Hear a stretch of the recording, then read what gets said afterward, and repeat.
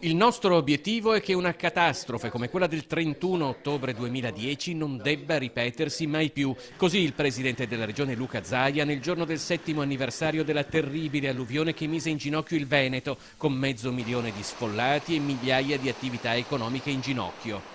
La situazione da allora è cambiata e l'anniversario dell'alluvione diventa occasione per fare il punto degli interventi programmati e realizzati. In Veneto sono state avviate 325 opere, 280 delle quali completate per un importo complessivo di 230 milioni di euro, ma gli interventi effettuati a vari livelli, sia con la programmazione regionale che con fondi europei e nazionali, sono 650 per un importo di quasi 400 milioni di euro.